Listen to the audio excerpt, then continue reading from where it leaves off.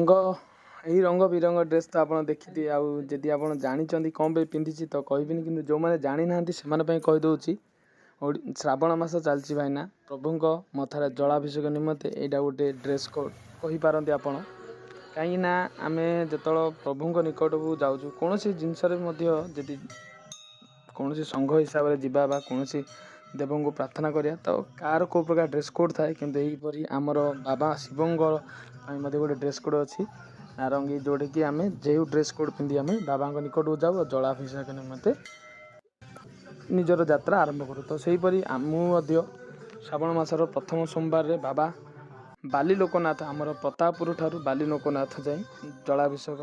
निमंते यात्रा आरंभ करूँ आई यात्रा आमर गाँव भाई और समस्त बंधु मैंने आम सह सहयोग करते आम मिसी जलाभिषेक यात्रा जाइलु तो जलाभिषेक यात्रा निमंते आम सब तो प्रभु को प्रार्थना करुँ कि प्रभु आमको सठिक रास्ता देख आउ जीवन में कौन कार्य जदि असफल अच्छी सफल कराओ तो सफल करने निमंते आमको किसी जिनस मानिया पड़ो कहीं बाबा निकट को जदि आम जाऊे बाबा तो नियम अच्छी किसी जिनस जो जिनस को आम मानिया बाध्य हेले ता पूर्व आम जानवर अच्छी शिव प्रभुंर मथार आम जलाभिषेक कहीं करूँ कहीं प्रभु जो समुद्र मंथन होता से समय समुद्र गोटे हलाहल विष बाहरी जो विष को प्रभु श्री महाप्रभु शिवशंकर पान कर निजर कंठरे रखी जद्वारा को नीलकंठेश्वर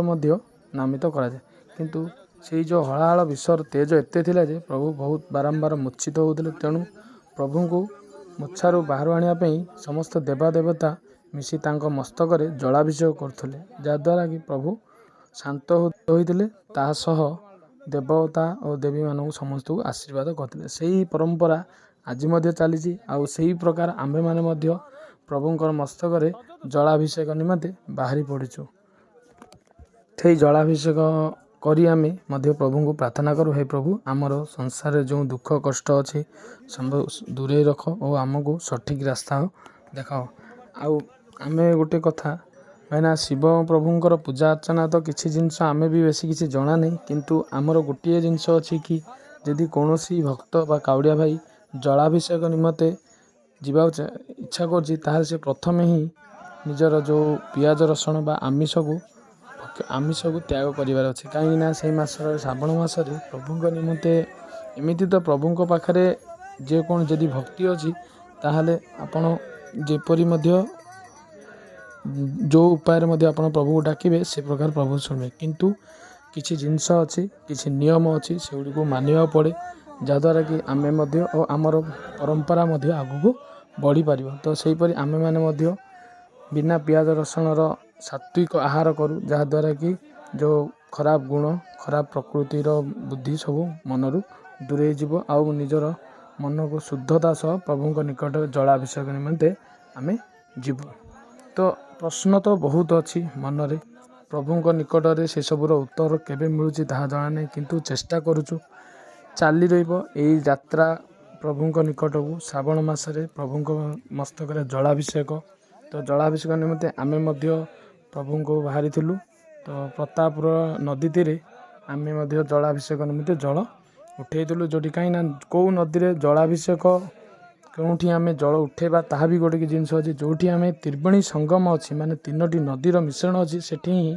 जल उठे शिव मस्तक धारण कले शुभ बोली मन कराए तेणु आमे प्रतापपुर ठारे आमर ऋषुकुल्या नदी तीर ठारे से तीनोटी नदीर मिश्रण अच्छी और से ही आम जलाभिषेक निमंते जल उठेलु और सेठी आम प्रभुंर लिंग स्थापन करूँ आ लिंग स्थापन कर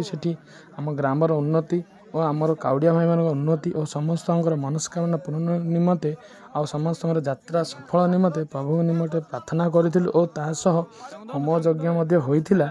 जहाद्वारा कि आम पिला समस्त मनस्कामना पूर्ण हो और रास्ता गुड़िक धीरे धीरे आराम रे कटिबो एमिति तो आमर रास्ता